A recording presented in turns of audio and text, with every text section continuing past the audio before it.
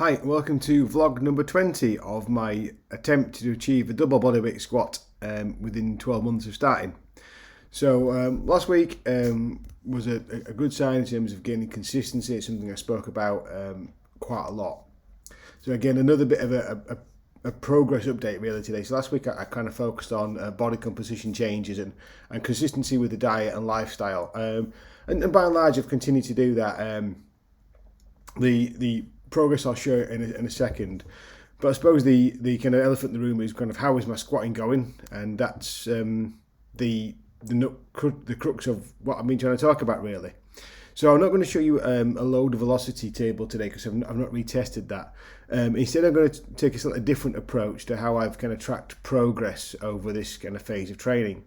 A different way we can use velocity measurements to understand how people are changing, and in this case me. I'll just bring this graph into larger view so we can see that. So each time I squat, I'll do 5 repetitions at 100 kilograms. That's kind of the goal to start with, and then move to 110, 120. I'd like to have now been beyond 120, but I haven't yet. And really what I've found this phase is, I'll be honest with you, I haven't really changed, and it's frustrating that I've put some effort in. Yes, I've acknowledged inconsistencies, but I haven't not trained. And what I can show basically this graph is, this is the mean velocity of 5 repetitions at 100 kilograms. This is the first set of each squat training session over from the 31st of July through to the 6th of September, sorry. And as you can see there, it hasn't really bounced around very much. It hasn't changed. So the red arrow here basically is, I'd like to have seen it up around the 0.6 mark, and it's still, in fact, over the last kind of 2 or 3 weeks, it's steadily declined, which may mean I'm getting worse. It also means I'm overtrained, and if I had a period of detraining or unloading, that might crop back up again. But effectively, there's nothing there that says I've gotten better. Now, that little peak, maybe about 2 or 3 weeks ago, is where I squatted 120 for 5 for the first time, and then ever since then I've been on a decline, and that might show some kind of signs of physical peaking, and then I've kind of accumulated a lot of fatigue and just need to back off a little bit. So maybe that's the plan, is just reduce the volume of training per session, just do the bare minimum for a week or two, and see if I accumulate a bit of kind of adaptation from that, and then as a result of that I squat better. But as that picture stands, as training has gone on, I haven't really seen a noticeable change. I think the first session was just bad, because everything after that has been consistently around the kind of the 0.45 mark, where that was obviously much slower than that, as you can see by that kind of drop at the beginning. So yeah, not a great picture, and obviously by now 20 weeks into a 52-week plan, I'd like to have seen a lot more progress in that.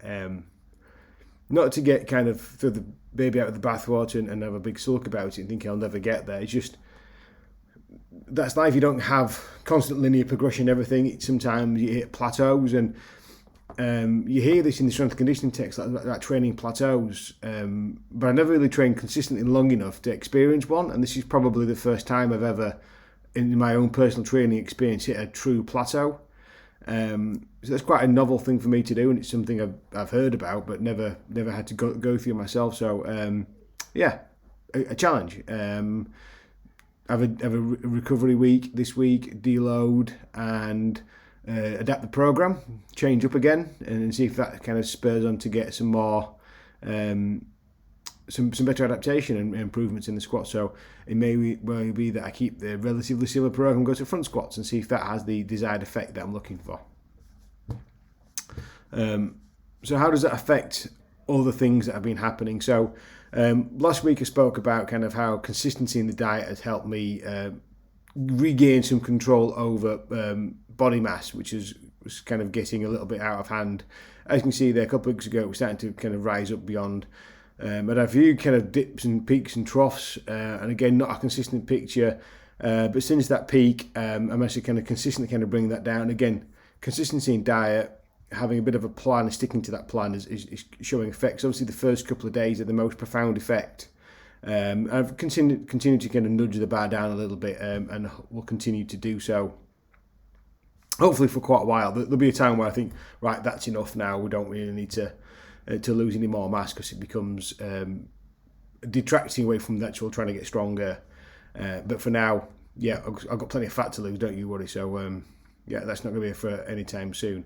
And just to re-emphasise that fact, this is a quick graph which looks at changes in body muscle mass, which is the orange line above, and then the blue line below is the fat mass. So I had started to see a bit of a dip in muscle mass and an increase in fat mass when I first started to kind of regain control of the body mass, but that's kind of balanced back out again.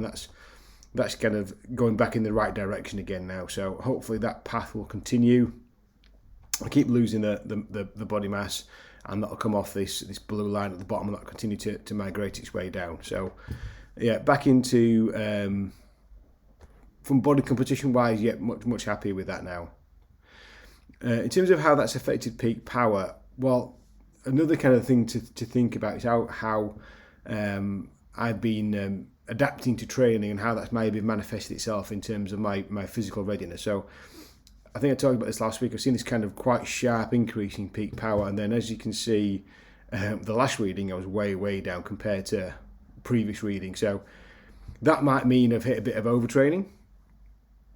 That's a kind of good sign to tell me to rest, have a bit of a deload. What I have noticed as well is a bit more kind of discomfort in my knees. So not the knee joint, but patellofemoral pain. So just kind of uncomfortableness in a patellar tendon. So that might be another kind of indication that training is beyond my body's ability to tolerate it, and it needs a bit of a back off and a bit of a regeneration period.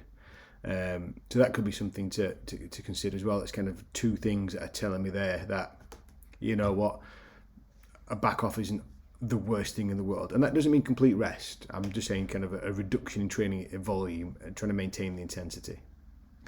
And the other consideration I want to give people, we talk about, I use jump measurements a lot at the beginning of training. That's something that's really people have adapted to quite easily, and use a lot of jump training, jump metrics to measure readiness, fatigue, development to training.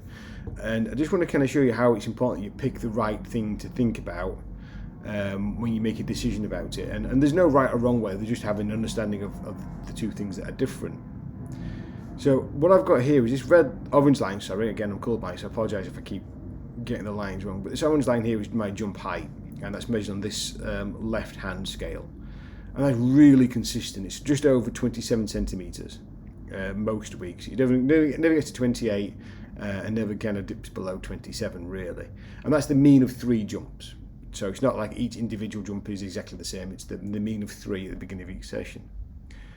But this purple line is my relative peak power, and again taken from the same 3 jumps. So even though my jump height has probably stayed very similar, and if I've been really picky, maybe slightly declined, but not really noticeably, we've seen quite a profound increase in relative peak power, but that hasn't manifested itself in a change in jumping height. So not jumping any higher, but I am producing more and more relative peak power. Now, why is that important? Well, actually, if I think power is the thing that I'm most interested in, then I want to look at the peak power. But if I'm in some way, or shape or form looking at how high I jump, then my goal is to jump higher, for example, and this metric is probably more important to me. So it's just picking the thing that's important to you and monitoring change in that. The moral of the story here is I produce more and more power, but that hasn't really changed how high I jump. So kind of what difference does it make? Well, I think I've improved on that, and when I look at how I perform the hang cleans from pull, that's definitely improved, and I can lift more weight faster. So that's translated into kind of lifting performance, not per se in the squats, but in other lifts. But I don't profess to have jumped any higher or jump any faster because of the training that I've done, and nor do I expect to see that, because that's not specific to what I'm trying to do. But yet, from the same activity, 2 different measures and 2 different stories. So I think a lot of people kind of assume that you can just measure jumps and a jump is a jump, but actually it's the devil's in the detail. So hopefully people found that again interesting to see, and hopefully people find it useful and informative in their own training.